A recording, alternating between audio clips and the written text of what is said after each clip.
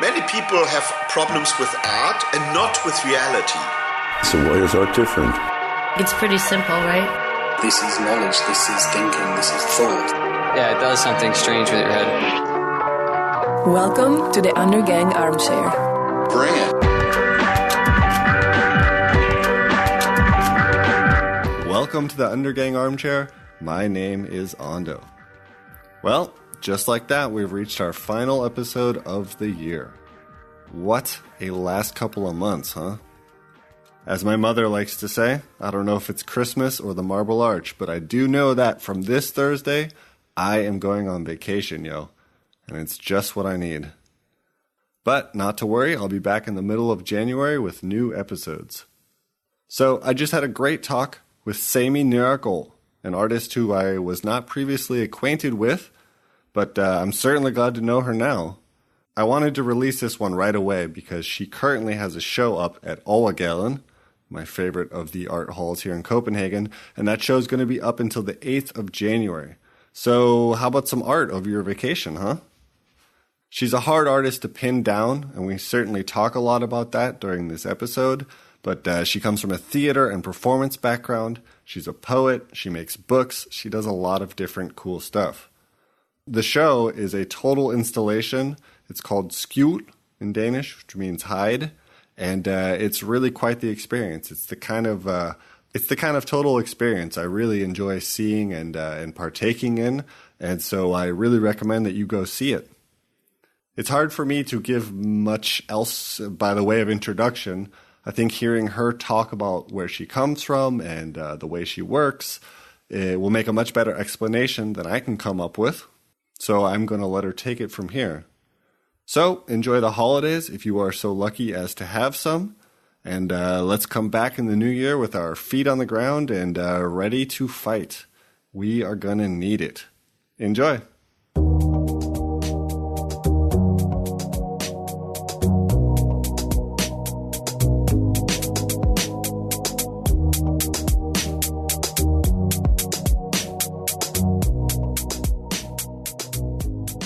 I found several videos of you talking. You don't seem to be to have a problem with speaking on tape or anything like that. No, I do spoken word also. Performance. Yes, so it's been part of it to record it, and also in the installation now there is recorded text, and so I do that as part of one of the things I do. Well, it's a tremendous material, and it's a really, it's a great way, as a performance artist, for example, it's really important to have to be able to document and to engage with recording devices of some sorts to help kind of create a life for something which only happens at one spot at one time. Yeah. I could be better at that. Yeah, we all could. It's like how to prioritize it and make sure it happens. Yeah. Yeah. Well, it's a great place to start because I did my usual jackass research to try to find out about your practice and what you do. And I think I got even more confused because it seems like you do a lot of things. You're a poet. Yes. You're trained in theater. Is that right? Yeah, kind of. Not really, because I'm not an actress. I don't act. But I was trained at a school where we had a master teacher and we had an artist that we followed, kind of. And we had a lot of teachers visiting and inspiring people coming there. And then we didn't have a lot of economy. So there weren't any set design, no light design, no nothing except being on stage or performing.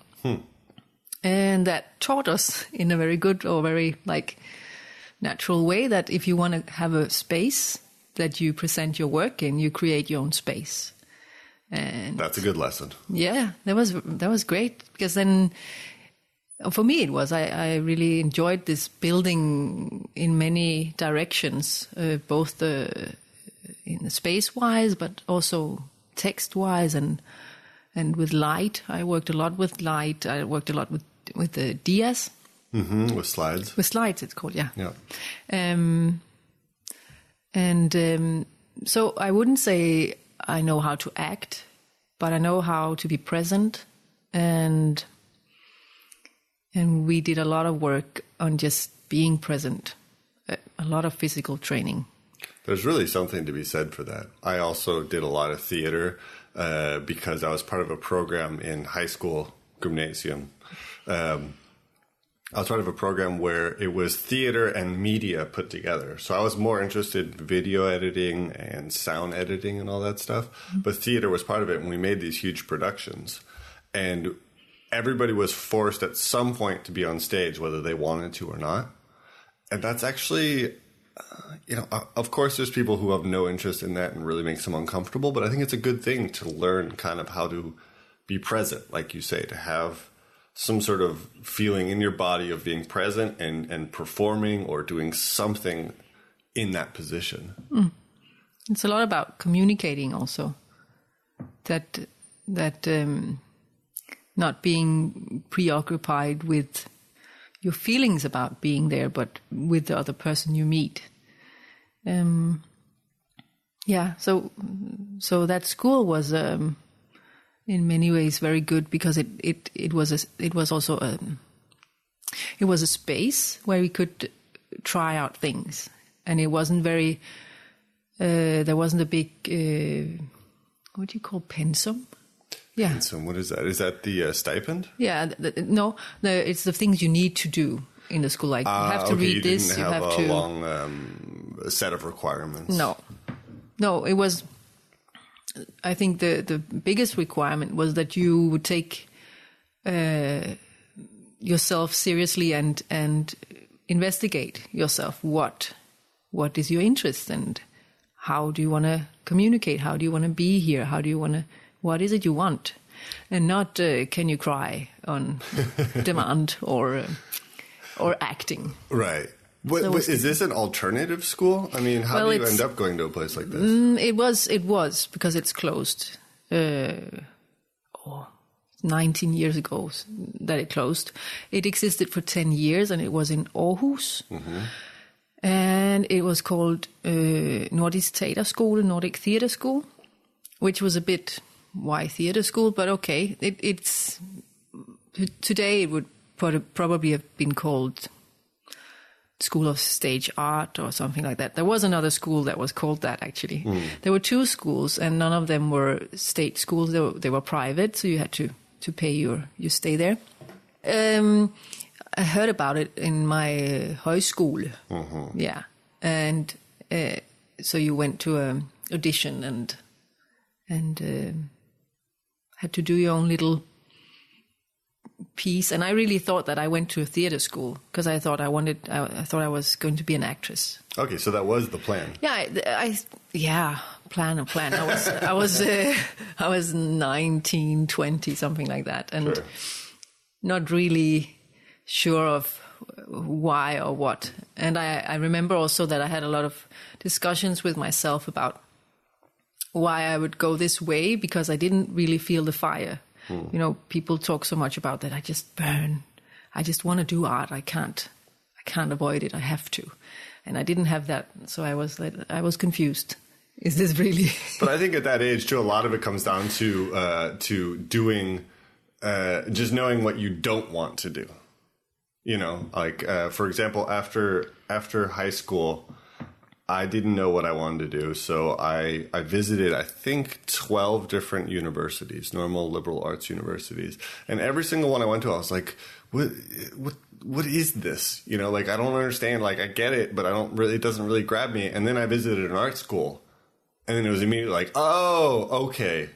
Yeah. This makes sense. I understand. So I only knew what I didn't want to do until I fell upon what I wanted to do. Yeah. And in that sense, I think a lot of 19-year-olds kind of make decisions based off of that. Yeah. And it also opens up the possibility to try new things. Mm. But I mean, I assume you knew you didn't want to go to the regular gymnasium, as they call it here. And no, I went to gymnasium. Oh, okay. First. Okay. And then I went to this theater school. Yeah. Did you consider university, like a regular old Aarhus University or Copenhagen University? No, I didn't. I knew it was only 3 years. So I thought, I want to try this and see where it leads me. And it was mainly because there was a teacher who recommended to me that I think you should go and try this audition and see if they'll take you. There's always that teacher helping along. Yeah, it comes up again and again. Yeah, because I don't think I would have found the school without that teacher. So that was great. No one tells you that that's an option. That was the same thing with me in art school. It wasn't until a friend of mine attended the school that I even knew it existed. And that's a sort of like serendipity that happens, which brings you somewhere and you go, oh shit, this is a whole different option I had no idea about. Yeah. But did you come from a background in any way involved in the arts? Yes, my mother worked as a ceramic. Yeah. And she was working professionally for 7 years, my first 7 years. But then she let go of it. We moved, and she hasn't worked with it since. Yeah, but she was also a half-educated psychologist, and she went back to that. So I come from a family where you can change what you do a lot. There's a lot of openness to that you can keep inventing yourself. And I mean, both my sisters are very creative. One of my sisters is also an artist, Marika Seidler. And yeah. I know her. Yeah. That's your sister. That's my sister. All right. And my other sister, Turi, she's a PhD, and she's always like on her way of finding out what's interesting and what she wants to focus on. So we have a kind of an openness to. It's not that straight track where you say, I'm going to be a doctor, wham, and just go down that line. Yeah, no, I think there's this feeling that you have possibilities. You can invent and you can reinvent yourself. And I think we all use that in different ways in our lives. And your parents were supportive?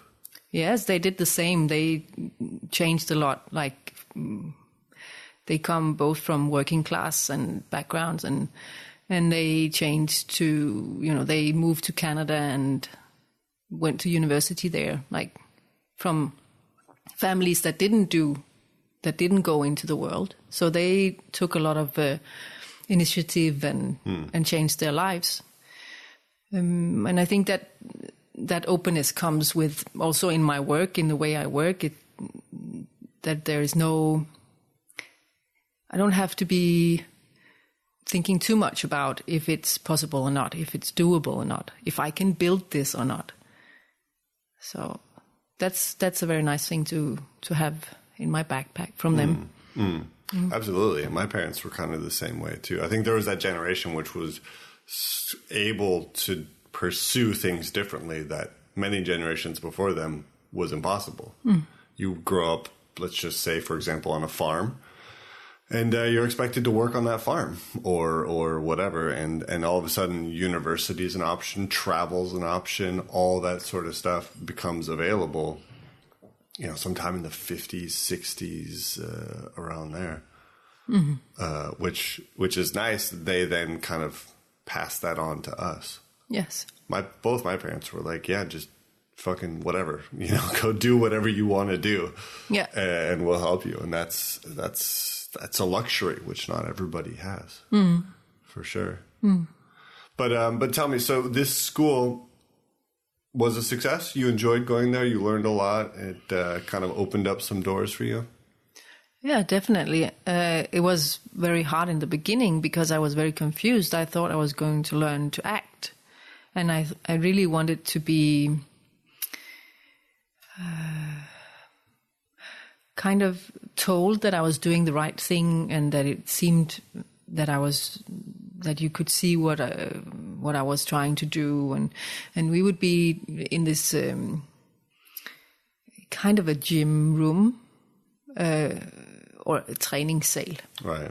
Yeah, and we'd be there for hours and just training, moving around in your squatting or in your knees, down in your knees, and then moving and then having directions in the room, or like be clear with what direction you're moving in and these kind of things. I was very confused. I thought, well, there you are coming from a classroom, studying books and taking tests, and all of a sudden you're crawling around in the floor of a and also from doing, in high school, I was in what is it called?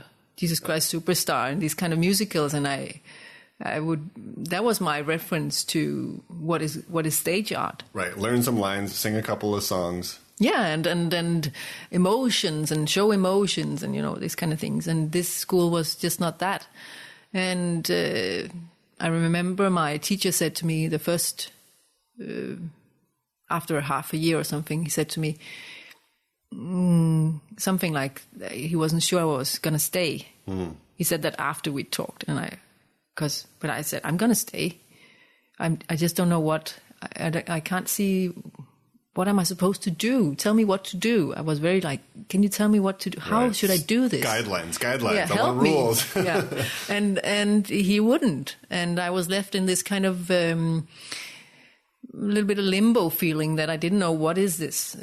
Where is this leading me? And then at some point I figured, okay, then we had a task to do a solo, and I collected some mattresses. I still have mattresses in my work. The beginning of something. Yeah, I collected them, and I had this nice solo. I made a good piece of work there, I think, and part of it was mattresses, and then there was the slides, and then I used my voice, and I started to write texts, and I would go a lot with my dreams. That was before I had kids, long before. Yeah, when you could sleep 10 hours a night. When you can wake up slowly and remember your dream. Anyway, that was what I did, and also I figured I had to describe what I wanted to do as a solo. He said, you can try and prepare something in a way, like describe it or make a little bit of a plan what you want to do. And so that in a way opened the door to that I would start using the text, because I didn't write, it's going to be about this and this. I wrote more like these dream pictures or these sounds and these images of a space and a person in a space. So it was a descriptive text. It wasn't in a way, and at the same time, because I was never very good at this writing, like a long story that starts and then has goes through different levels and then ends at happily or whatever. Right.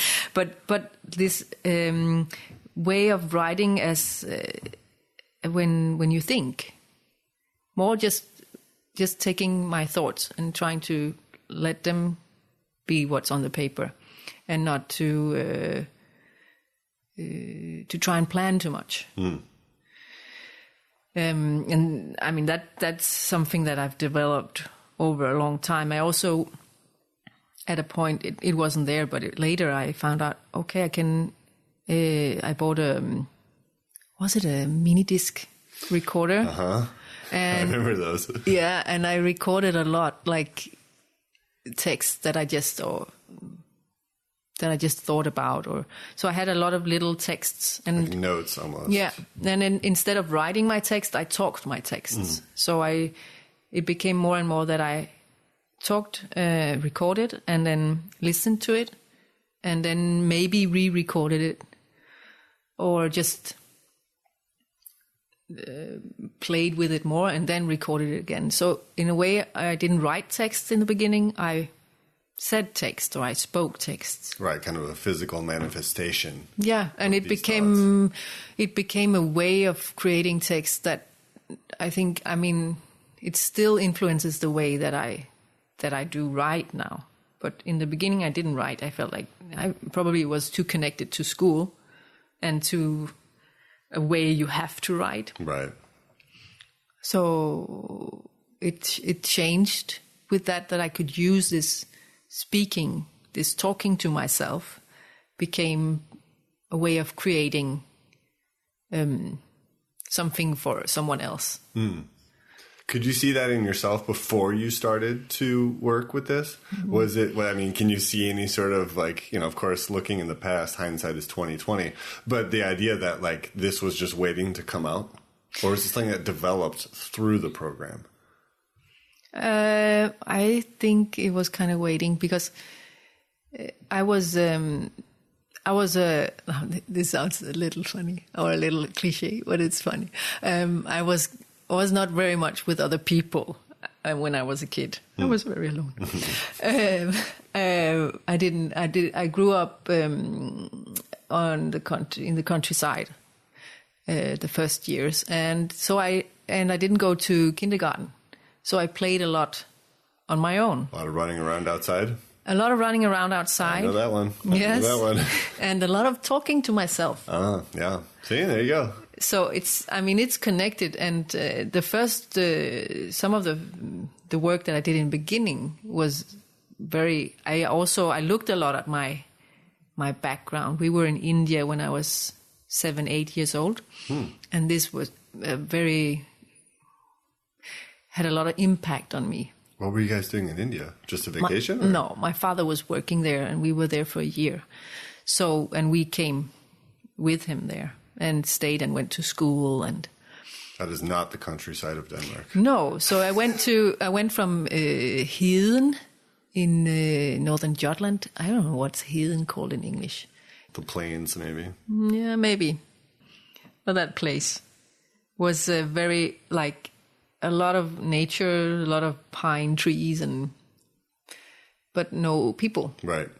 A lot of space in between the houses. Yeah, and we had some animals there, some horses and a dog and things like that. And, so it was very much a life with a lot of space around, a lot of sky and a lot of nature. A lot of wind. A lot of wind and a lot of, just being not communicating so much with unknown people. Yeah.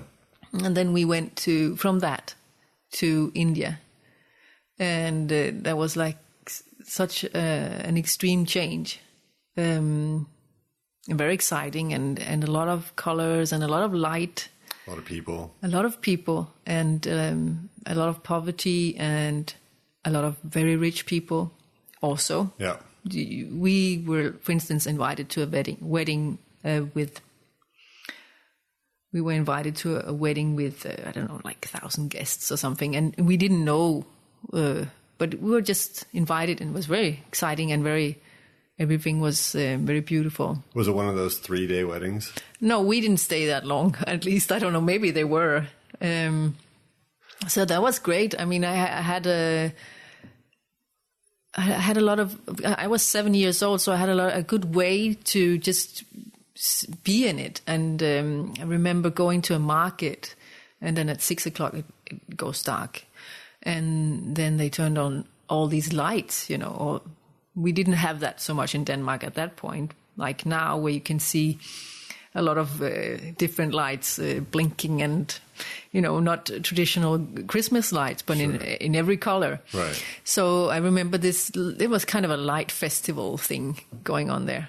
That made a great impression on me and was part of later on how I enjoy small lights in darkness and this kind of...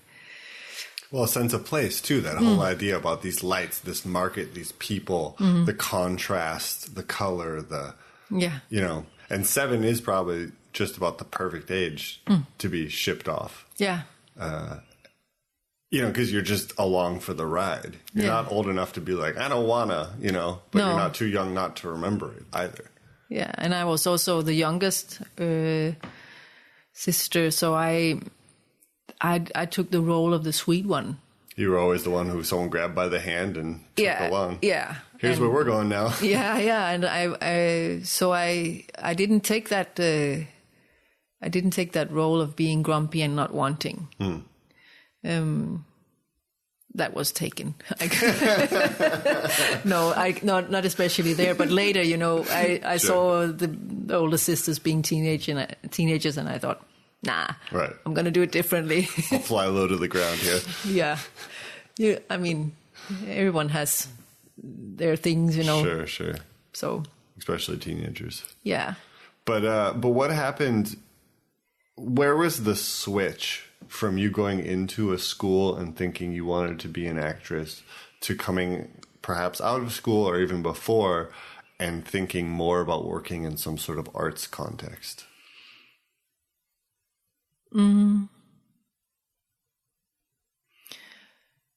It wasn't. I don't think there was a switch that was like, oh, now I know. I feel I found my place. It's a lot later. I had a lot of doubting all the time. There was this that I told you about this, that I first thought that it was a school where I would learn to act and maybe become an actress. But it wasn't that I was sure I wanted to be an actress. It was just I was just kind of floating along again, as I did when I was younger, I guess. I remember being quite alone in Aarhus because I've moved there, and I remember realizing, okay, no one's going to live my life. I have to start making decisions, and I have to be a grown up. And I thought, oh no, I don't want to be a grown up. So I had a lot of struggling.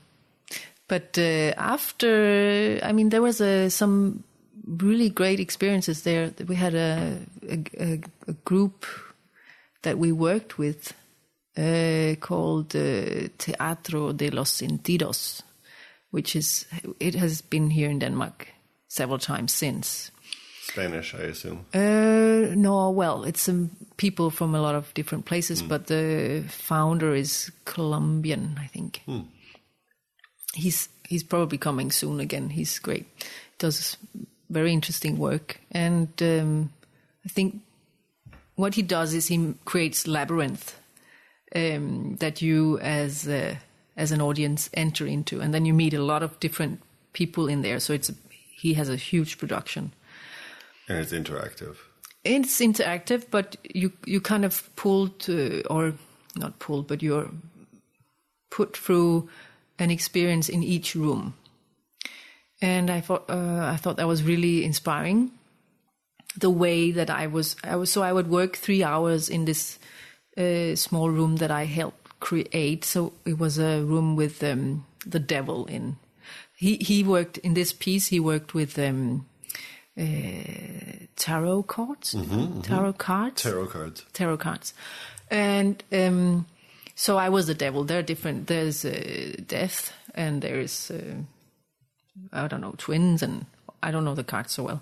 But I was the devil, and so I was in this room that where the walls and the floor and everything was colored purple with yellow shaped, like a little bit like devil face, all over, printed all over. And I was dressed as a young boy, kind of boyish, and I would be there in this semi-dark room. I'd be there for 3 hours in a row, and there would be every 2 minutes a new person would enter. So I learned a lot about meeting this person, and I had different things I would do with them. I'd dance a tango, or I'd wrestle. Oh, arm wrestle them. Yeah. But I'd invite them to arm wrestle me, and then grip hard, but then change and start caressing their arm. Makes people so uncomfortable. It was a place where, and I tried to mirror what they would look at me with. Yeah. So it was very interesting so that was a changing point for me to work with this group. Absolutely. Because they use so much the space, and they use so much that you have a whole room, a whole structure around you and the audience, and you meet them one-to-one. So there's a lot there that I learned, and and there's those things that happen too, where you, like, let's say you had an idea about acting, just like you said, Jesus Christ Superstar. Everyone sits down, curtains go up, performance, sing, dance, emote, curtains close, clap, clap, clap, goodbye. And then there's this moment, this happened to me in several occasions, both with art and theater, where you try something else, where you walk through an exhibition, or you have an interactive exhibition, or the space is used entirely different. And then all of a sudden it opens this whole other, oh my God, you can do anything. Mm-hmm. It doesn't have to be a Greek-based 2,000-year-old model of creating spectacles. True. And that, to me, is very exciting. And that also, I mean, that the school in that way was very helpful, because it was a school that was very focused on that. Actually, we're creating artists here. We're creating people who will create, who will use themselves to create. And it's a very different perspective than if you become an actor, because if you become an actor, you do create and you use yourself, but you have to listen very carefully to what the director tells you to and what the text tells you to. Right. So it's another way of creating, and it has some quite defined rules. I'm sure that there are many different ways of acting, of getting into it. But this school was good because it was so open to your way of doing it. It's just kind of making a space for you. I think that's what other art schools are able to also. Here's a space. Here's a teacher that you can talk to and discuss your things with. But come with something then. Right. Which doesn't work for everybody. Nope. Like you said in the beginning, you were searching for guidelines. Mm-hmm. This is the way I am too. Someone will say to you, okay, I need you to do this, this, this, and this. And we're going to talk about it and say whether you did a good job or not. And then all of a sudden when the floor falls out and you just can do anything, some people thrive and some people have a really hard time adjusting to that. Yeah, I think that it's because we're trained. We're trained to stop believing in that we can actually come up with ideas and we can actually create. Right. We're trained to stop being creative. Actually, we're trained to stop thinking ourselves. Right. So in the school, I mean, this is hard to watch, but in the school you go through very exciting, I'm going to learn a lot. This is going to be a great experience. I'm going to meet a lot of people and I'm going to learn a lot, and what's going to happen. And then you get to sit a lot on a chair and you can be very patient and you can really try your best.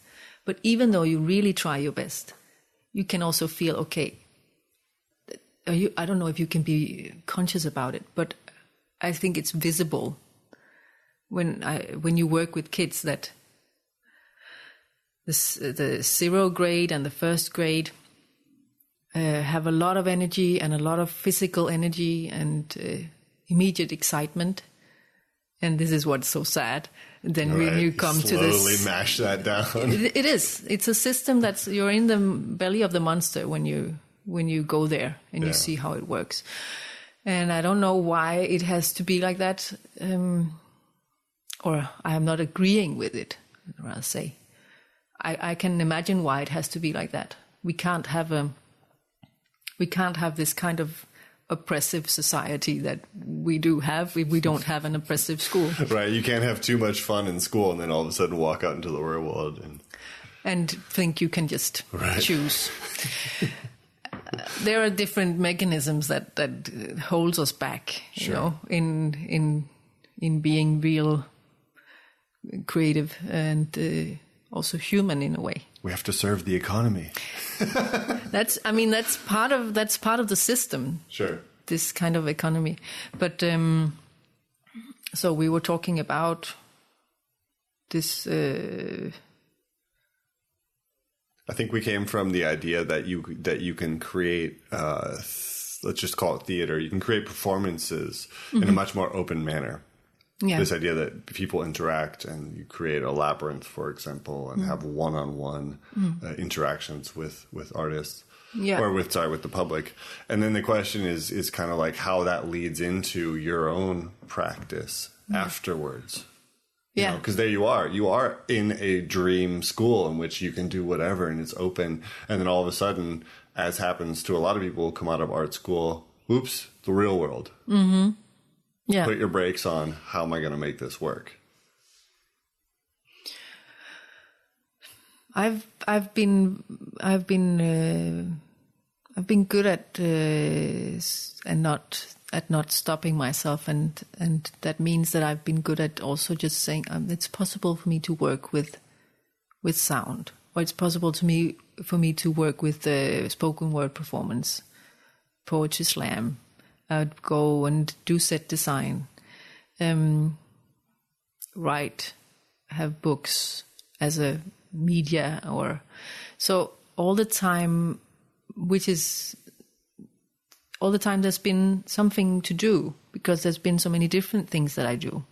In terms of ideas, like you always have something that is not easily, but is available to be manifested regardless of the circumstances. Both in terms of ideas, but also in terms of having something to do with someone, or having a place where I could show some of my work.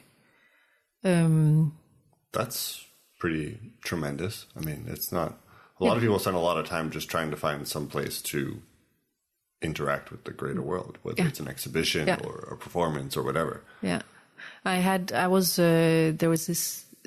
I mean, everything kind of started in stage art for me. And then 10 years ago, the art opened up because I asked Overgaden at that time if I could do a piece there, and I had this idea and I applied for a stay there. Out of nowhere? I mean, you had a young practice and... I had a practice of about 9 years at that time. Okay. So I wouldn't say out of nowhere. It was more out of that I had the set design for myself, for my own pieces. So it wasn't an installation yet. I didn't do, what did I? No, I didn't do any installations really yet, but I had created rooms that I would perform in, and they wouldn't be necessarily a stage. And so I had already a practice with that. But I didn't have... I had the connection with my sister also, Marika Seidler, I would work on some of her pieces and some of her artwork. She went to the Art Academy here, right? She did, yes. Yeah. So that's a good... It's good to have people around you who are engaged. Yeah. And so I was part of some of her projects, and in that way, I got some connection, I guess, also to the art world. And I also had I had some connection with Vibe Bredal, who's Hurricane Publishing also, who's an artist also, who's published my books. Oh, I've probably seen some of your books then. I've seen, she took part in the art fair, or the art book fair, a couple of years ago. Yeah. She lives in China, right? She did. She's back. She's in Berlin. Oh, okay. As far as I remember. Yeah, she's great. And she trusted and she liked my work a lot. So I had a good communication with her already, but I didn't have any books out yet. No, I'm lying. I did have a book out with her. I did. Which you designed. Did you propose it to her, or did you guys work together? I think she saw me do a spoken word. And I talked to her about maybe it was a possibility. We also went to Syria together actually we went to Aleppo with Marika also, and we went to this International Women's Art Festival in Aleppo, and there I did a spoken word, and I worked with Marika there, and so I met Vibe through that. So, I mean, I've been communicating with and in contact with people from the Art Academy in that way, and Vibe is one that so she published my work. Yeah. How important do you think it is as a creative person to surround yourself by people who are kind of working on the same parallel as you? I think it happens because we see each other, what we do, and we share in that way. You go and see what other people do. And it also, it's very important because you also create things together, even though you don't have physically created something together. You create by just meeting and seeing what they do, and they see what you do, or you just meet the energy that they have. So I think it's very important to in a way be part of a community. But it's not that I do see these people a lot. It's just that I know them and they know me, and it's maybe someone thinks of me when they need someone who can do. For instance, write a text do a collaboration together or something like that. Yeah, because in my mind, it's very important. That sort of, working with people or even just sharing ideas. I haven't made any collaborations with other artists, but I get a tremendous amount of support and help by speaking to other artists about their work, about my work, about opportunities. The idea that you applied to Overgaden to have a show there, that's the kind of thing which would never have occurred to me if other people I knew hadn't also done it. And then perhaps you can reach out and say, okay, what do you think's the best way to do this? Or how would you write the text for it? All those those thousands of small things which you can get help for, or just advice, or even just to have somebody to listen.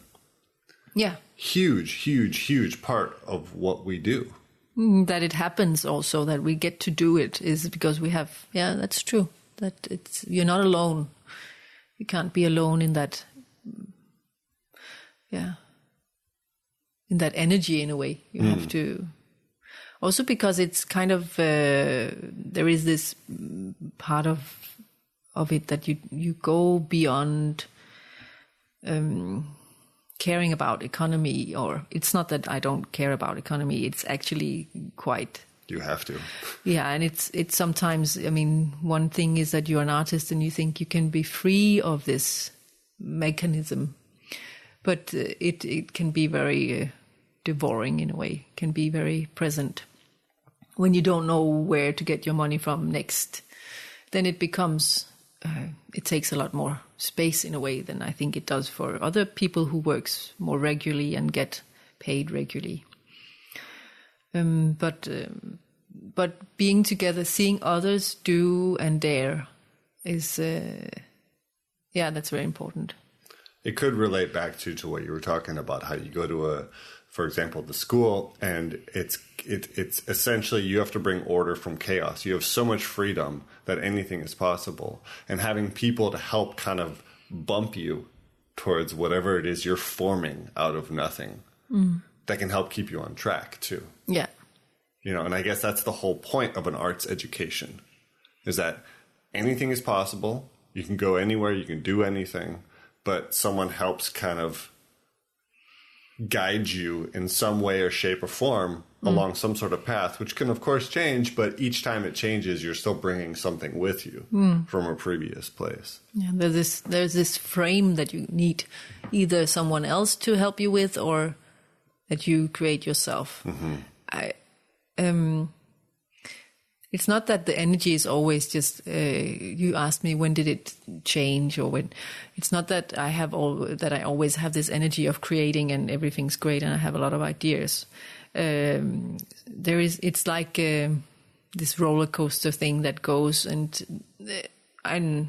now I've been working, it's been 19 years since I stopped that school and since I had that frame, and I can see a very clear pattern. It's changing. I think I'm getting more a hold of myself, so I can more say, okay, I know I've had a very, very stressful or very, very intense, maybe not stressful, but intense period of building and creating, and then maybe being in that piece, performing there, being in that installation, and then I know there's going to be a hole, and it's going to be very easy to fall into that hole.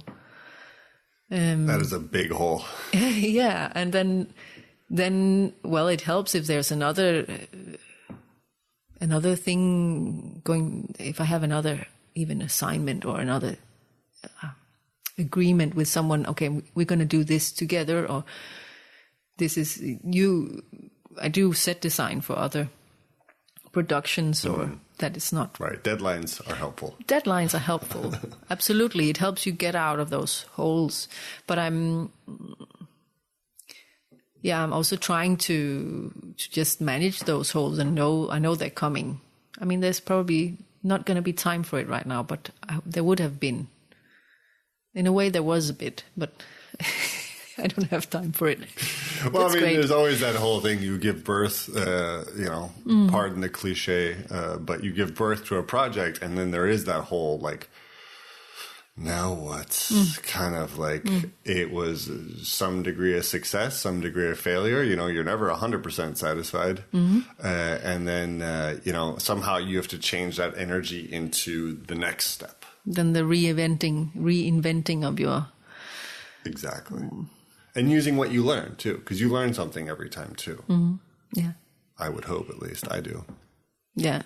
But let's talk a little bit about this work now that you've made, which is essentially you've been invited, as far as I understand, to revisit the exhibition you made at Overgaden 10 years ago. Yeah, I mean, I'm invited. I've been invited to revisit Overgaden, and you could say that it's not that I'm doing the same installation again. It's but it has links to it because it's my work. So in a way, the gallery Overgaden revisits my work. You can say they go and look at where am I now, what is going on, and they invite me to make a kind of a. I don't know if I should say status. Right.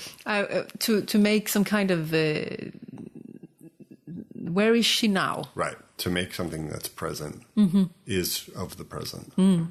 And in some ways, I mean, some of the revisits that they have done in Overgaden has been more that they do take and redo the actual piece that was there, the actual installation or whatever it might be. And then and others are that they revisit the artist's praxis and see what has been going on the last 10 years in my case. It's a long time. Yeah, it is. And I think I've developed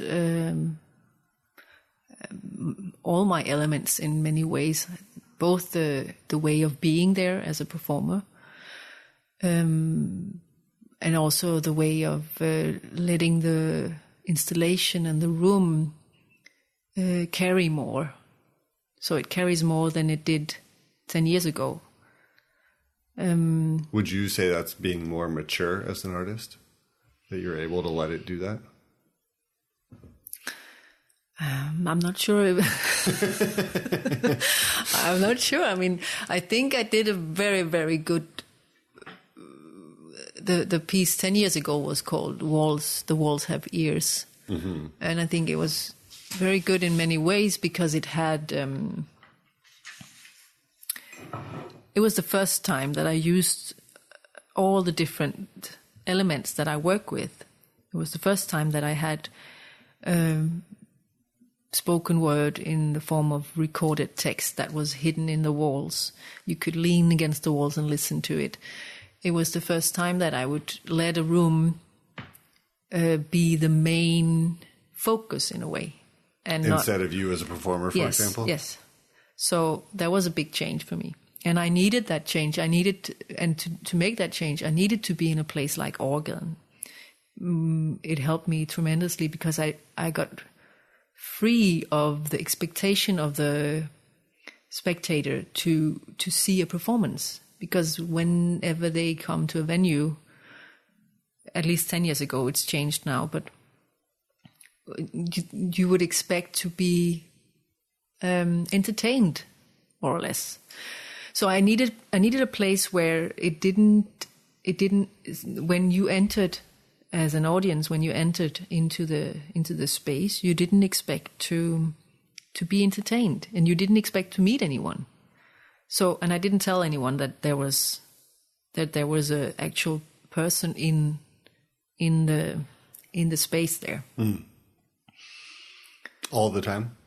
We were there all the time. Wow. Yeah. That's commitment. I mean, that's a lot of work. Yeah, I was sharing that work with my colleague Boas Barkan that I worked with since, actually. And we've done a lot of interesting things together. And he's been assisting and helping me and performing in my things, but we've also developed more that we do things together now. So we were there all these hours. It's a lot of hours. It was a lot of hours. And I've changed that now. So I'm not there all the time. I'm there sometimes and sometimes not. Is it scheduled when you're there? Or for me it is. Yeah. I mean, but it's not publicly known. No. When you may or may not be there when someone comes. Yeah. That's nice. Yeah. Yeah. What did you ask me more about it?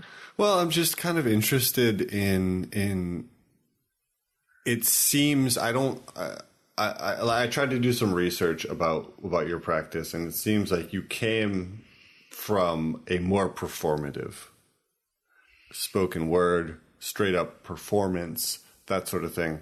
And you are, these are all these weird boundaries and frames we put on things, but it's becoming more of a visual arts context in terms of these installations, however much they're taken from your theater training, your time in India, a sense of place, all that sort of stuff.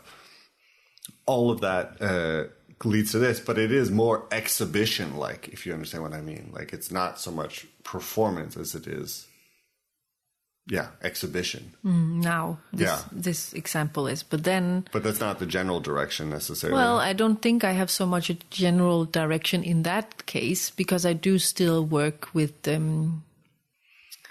maybe I do have, I'm not sure. But I do still, then I work with, I've done 2 set designs for this year, in the beginning of the year. And when I do a set design, I'm very much part of this thinking about how is it working, how can you use it. And you're part of a team in that case. Yes. So I'm not just making a drawing and then making someone else build it and then say, here you go. Right. So don't fuck it up. Exactly. I'm building it and I'm creating it parallel with what they want to create. Right. Yeah, but am I more? But do you differentiate between making set design for somebody else and making your own exhibition at Overgaden? I mean, is one work and one's art, or are they all part of the same general movement? I think the last. Okay. It's part of the same general movement, but... That's a healthy way to look at it. Yeah, but because it's, it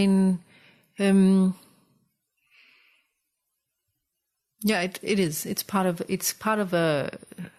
I do investigate myself and think in what I find interesting, and then So I'm not so good at maybe having someone tell me, can you make I don't know, a set that's a hotel with this and this and this kind of room. I mean, I am sure I could do it, but I would want to do it in a way where it made sense for me. Right.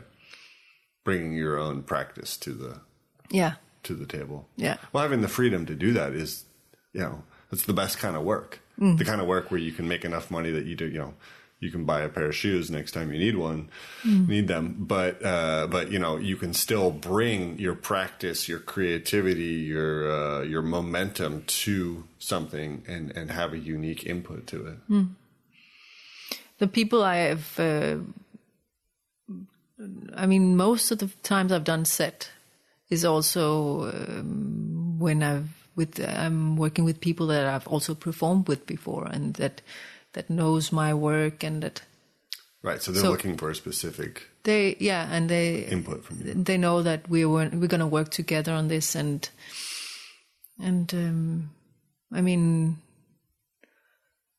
yeah. So there's a lot of good stuff happening here. There's Hotel Pro Forma. They're doing great stuff. Yes. There is, there's Odin Theatre. That's something completely different. But, and just the fact that the Danish state supports theater gives opportunities in terms of, economic models, mechanisms, all that sort of stuff, which otherwise wouldn't exist. It's not a terribly large country. There probably isn't a lot of ticket sales to go around. I mean, the height that I'm doing now in Overgaden is also supported by Scenekunstudvalget, stage art. Whatever that word is in English. The council for stage art or something like that. So it's also because I do work that's balancing between these genres you call, or these stages, or you have the art scenes it called, not stages. So you have the art scene, and then you have the stage art. And then there's the literature, the spoken it's very word. divided in theory. Yes, but you can actually still apply from the different councils. Yeah, the different sections. Sections, yes. That's great. I mean, that's that's the problem with those mechanisms, is they're often too divided up. And when you do want to work, across several different disciplines, it can be tough. It can be really hard to fit into the requirements, for example. It's a lot of things has happened in that area in these last 10 years, for instance. I mean, the for the Walls of Ears, I got money from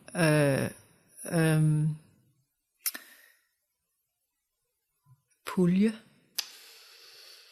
Yeah. Oh God. This is becoming more and more. It's a bunch of money which is available to. Yes, I got to apply for. I got money from this. Tværæstetisk. Oh boy. This is getting harder and harder. Cross aesthetic. Yeah, something like that. Okay, so I got money from a cross aesthetic bunch of money that the state had at that point. Okay. And it just were there for 2 years, and then they closed down again. And then there's been a long time where it's a bit difficult to be just in between things, or both the white cube and the black box, or whatever how you would define it. Right. But now, just the fact that it's called not theater council, but stage art council is like a quite big indication of that things are changing or has changed. That's good. That's progress in my mind. It is that there is a lot. It's a lot wider what stage art is, and I guess also it's a lot wider what art is in a way. But I mean, I guess art has always had this very nice and broad openness to it. But it's only breaking down more and more. Yeah. For good, in my mind. But I mean, that's important that someone with your background can come and have an exhibition at a traditionally hang art on the wall even though Overgaden is not terribly traditional, but, it's still essentially the same idea, a space in which art is presented to a interested public, and being able to bring other backgrounds into that is going to help make for more dynamic programs at these institutions. I think Overgaden is very good at that. They're a very good example of They're one of the best. Yeah, of not being too focused on, okay, did she have the right education? They're not focused on that. At all. So that's great. They're looking at what work they find interesting. And that's a cadeau to them. I think it's very good. Absolutely. And it helps create, these are the kind of opportunities you need in order to keep producing and exhibiting work. Because it's probably not going to be a commercial gallery, I imagine. No, I don't know. I don't think that's a possibility, but I don't know. It's always a possibility. You can always try. But have you? No, I have never been in a commercial gallery. Gallery. No. It's also that the closest I get to that is my books. That, one book is, the latest one is it's kind of book sculpture, so you can unfold it and you can have it like a little sculpture in the room, and that is something that you can sell, and actually there are more than one of it. Right, and so therefore it can also be affordable in a sense. Yes, that's the closest I get to something that, until now, to something that you can go and buy in a gallery. Do you make lots of books? I'm doubting how many do I have. I have 3. Okay. And then there's some smaller, like a Leo Porello book, right. with Morten Schelde, and then some with Vibe and Vibe Bredal again, and then it's a text here and there. It's a format you have engaged with. Yes. Yeah. All right. Well, I think there's a lot of open-endedness to the whole thing, and we could probably go on forever. But I guess my big question, you kind of hinted earlier about how you weren't exactly sure that you were going in a specific direction. And so the question kind of is what's next? You said you didn't have time to fall in the hole after this exhibit, but do you see 10 years from now where you are? Do you have any sort of conception of that, or is it more kind of like jump to jump? Okay, here's the opportunity now. Here's the opportunity now, etc. That's a very interesting question. I have my images in my head of how I would be when I'm 90. This kind of. But not 60. No, or 50. No, I would like to still be creating. I don't have a 10 years plan in that way. I think the visual art scene, not as just here and now and Denmark, but more as a way of presenting and perceiving. I'm thinking a lot about the people who comes and experience what are their expectations. And I think still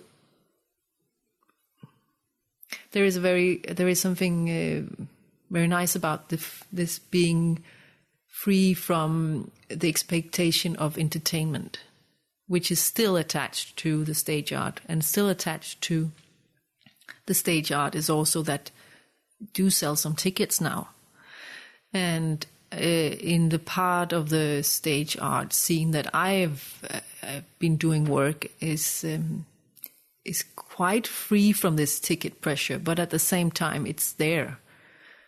And in a gallery like Overgaden, there is no ticket pressure, because it's well, I know that they do count how many people that come in there, and they do have that pressure, but I don't have that pressure when I'm there. There you go. Probably. Of course, it's just that there is another, there's also this aspect of that you can come there as an audience, you can stay there for 5 minutes, and that's perfectly fine. You can stay there for 2 hours, and that's perfectly fine. You decide how much you want to invest yourself and how much you want to go into this room, this space that I've created. Right. The audience has more freedom, just like the artist does. Yes. Whereas when you go in and sit down in a seat, you're not expected to leave. You're expected not to leave. And you're expected to, you maybe have expectations of entertainment or at least some sort of like beginning, middle, end, etc. Mm. And there's also this I think I want to say also that with stage art, it's not that it's only that you go and sit in a seat and you watch what's going on the stage. It's much wider what stage art is. And I think one problem or one thing that can make it stiff and stiffen is that people have this image of stage art as theater in the traditional thinking still, even though we've had many, many years of other ways of doing it and perceiving it. And this is moving, but the more that we talk about it and say that it's actually not, that it's actually wider what theater is, stage art is, the more it becomes part of what we think about when we say the word stage art or say the word theater. Right. It's nice to broaden that out. Absolutely. Mm. And then, at a certain point, you're going to, you'll have the ability to blend equally, perhaps, a fine arts and a stage arts experience. That it doesn't necessarily have to be one or the other. No, there is though a quite strong focus from coming from outside that when you present something, people would like it to be defined. What is this then? Right. What kind of... I'm guilty of that. Of course. What kind of glasses do you want me to wear when I go and see your work? Right. How do you want me to be? Right. And how do you want me to present your work in a newspaper, in a blog, whatever? And it's part of it, and I know it's part of my that I meet, and my art meets people and the world, and so I just have to say that's okay. But I still do want to, wiggle out of a set box. I also do want to wiggle out when people ask me, do you do theater or act? Because I know that it has this very strong image to what it is then. Right. I would like to keep it quite open what it is. Right. Well, I guess it helps, you make those small steps where you use the toolbox which already exists in order to inform a public. And then you, after that, you can play with expectations, and then you can make these small jumps, which will then move the whole idea farther in one direction or farther in another direction or farther in two directions. Yes. But you still, avant-garde, one of my big problems with some stuff that's just too far out there is I don't have enough to grab onto to bring with me into it. It's maybe they've jumped way too far for any sort of dialogue with the audience, for example. And instead, like you point out, it's a great thing to be able to use those expectations, but also subvert them a little bit.